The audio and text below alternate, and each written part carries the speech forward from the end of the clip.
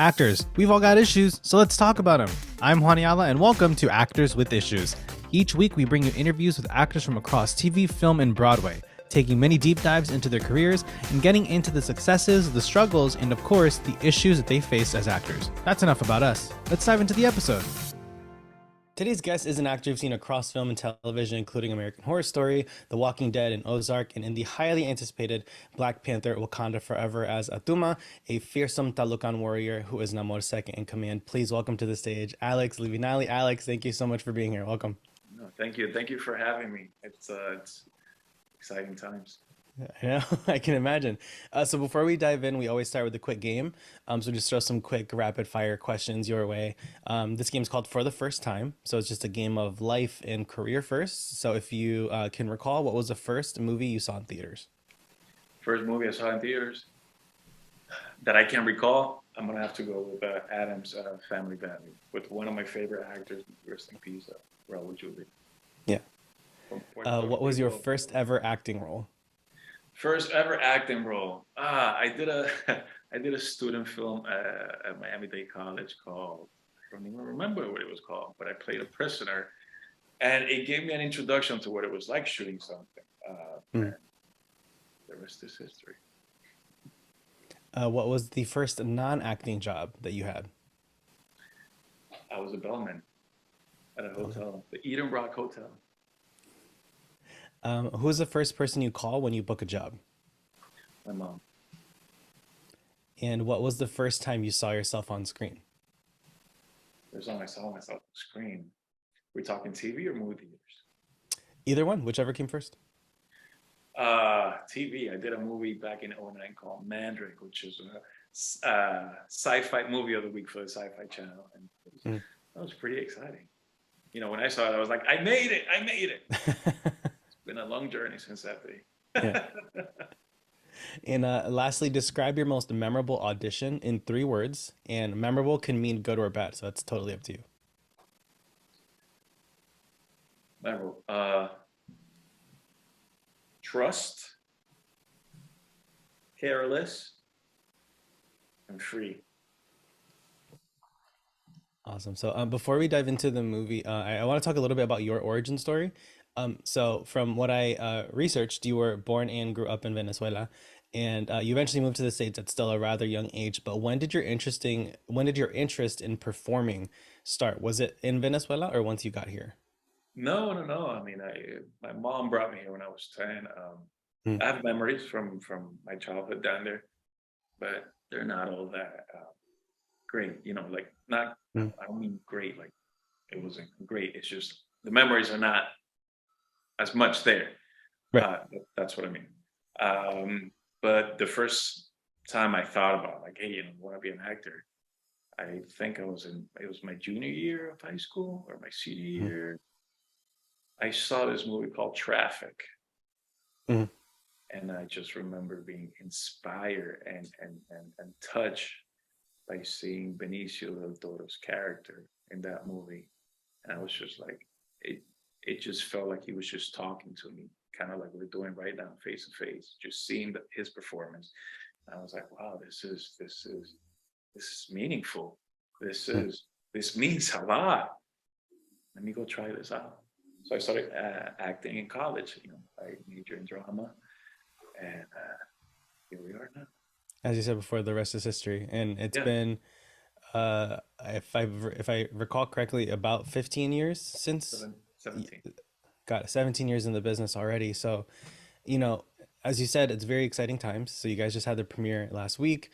Of course, all of us who are doing these interviews did get to see it in advance as well. And blown away is not even the right phrase to describe how I felt leaving the theater. Um, I was surrounded by journalists. It was a very small screening room, but like, you could hear crying and sniffling at like I think 6 different moments throughout the whole movie. Like it was just so much was happening. The movie deals with loss and trauma and legacy, and it's such a profound story. So like what did it feel like for you being part of a film that in a genre that can feel a little bit saturated? You have multiple massive like superhero franchise, but this one just it felt so different. So just what how are you feeling right now besides excited? Are you nervous? Is it a bit of both?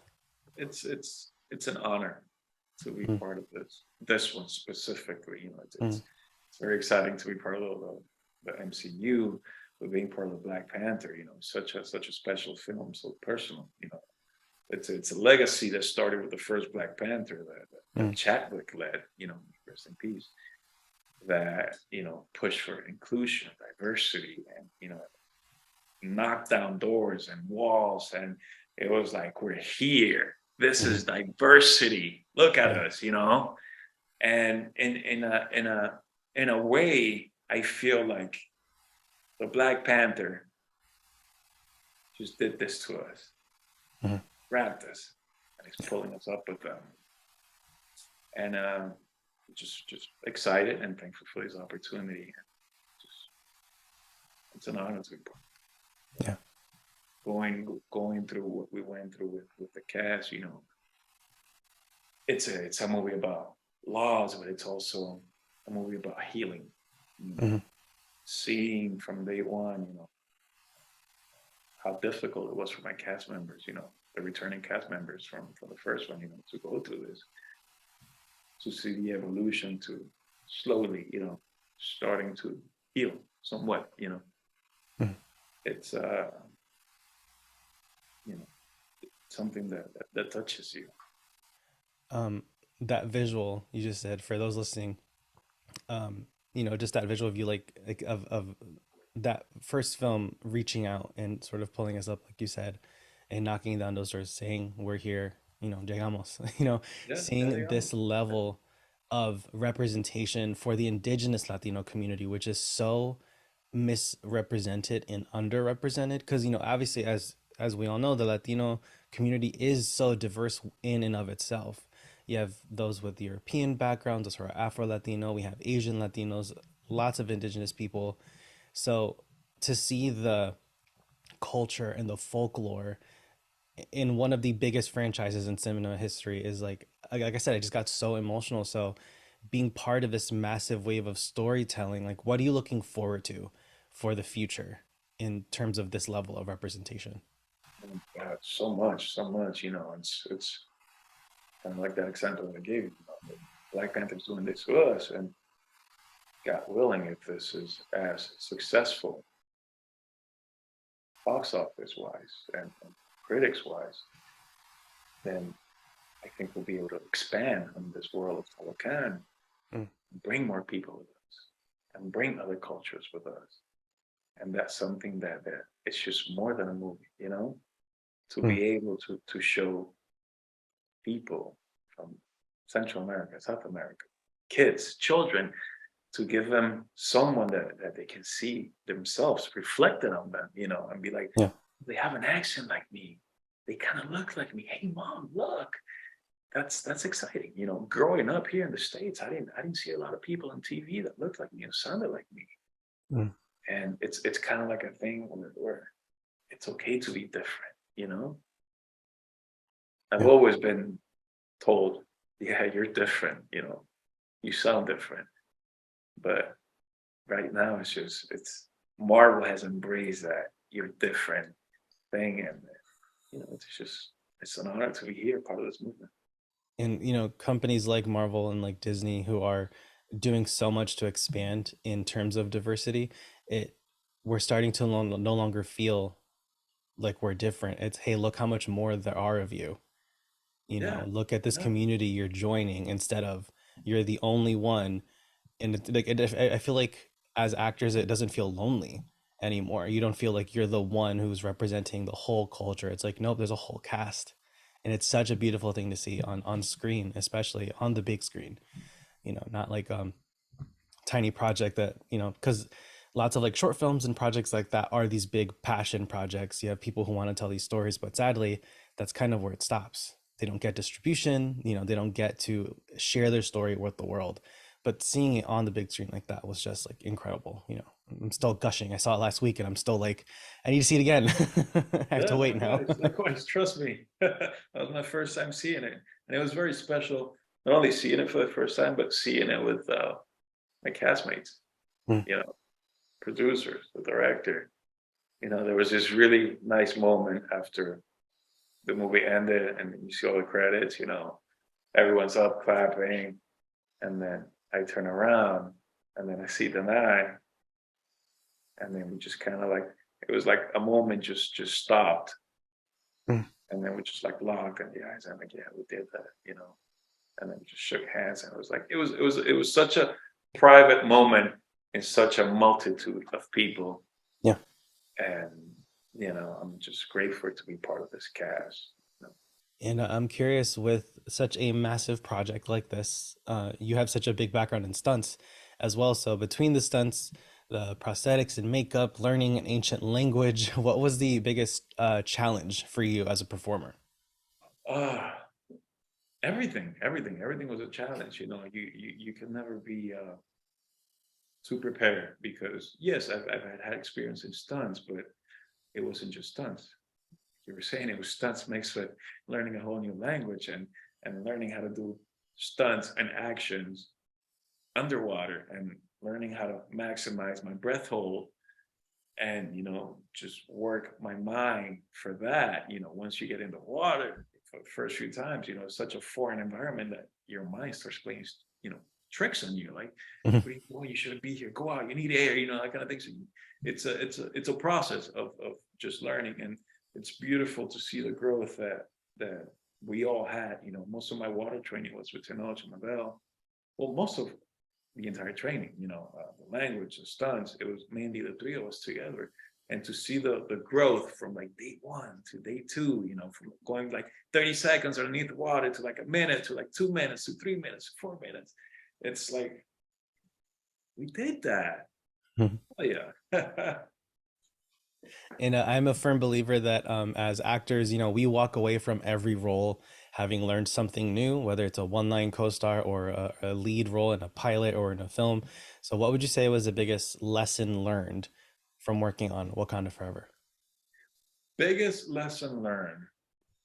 Wow. I mean, so many, from speaking Mayan to increasing my breath hold. And something very cool that I didn't know how to do. This is probably gonna sound dumb, but I didn't know how to equalize my ears. I'm not even You sure need, what that means.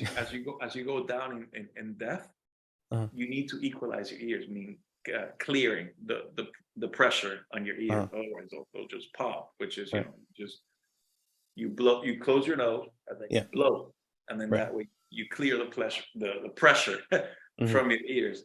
And that was very exciting. But I gotta say, probably just trusting myself. Yeah. You know, it's such a big thing in this industry. It's so hard to book jobs, find jobs. Get people to trust you. And I found out through this experience that the more that I trust myself, the more the chips fell in my favor. And before we go, we have just a couple minutes left. So we always close with a few more quick questions for a rapid fire. So fill in the blank. If I weren't working in the arts, I'd be. Storyteller. What role have you had the most fun playing? I'm gonna say Attuma. Figured. I mean, come on, underwater, fighting, learning a new language. It's you got the whole shebang right there. Yeah. What was the best advice you've ever gotten? Do whatever you want to do. If anyone tells you otherwise, you can tell them to bleep themselves. And what is the worst advice you've ever gotten? Listen to what people say. Mm. And lastly, in 10 words or less, what advice would you give to a young actor? Follow your dreams. Follow your gut. Trust yourself. It's not a destination. It's a journey. And I know Mm. it sounds easier than applying it than being done, but once you go through it, you'll understand. Yeah. Awesome. Alex, thank you so much for taking the time to chat with us. For any of our listeners or followers who want to find you on Instagram, where can they find you? A Livinalli, letter A, my last name Livinalli, Instagram. And folks, you know the drill. You can follow us on Instagram, Actors with Issues. Give me a follow at Juaniala Official and subscribe to our show on YouTube, Spotify, or wherever you get your podcasts for new episodes every Monday and bonus episodes throughout the week. And of course, don't miss Black Panther Wakanda Forever in theaters November 11th. I'm Juaniala. This is Actors with Issues, and we'll see you next week.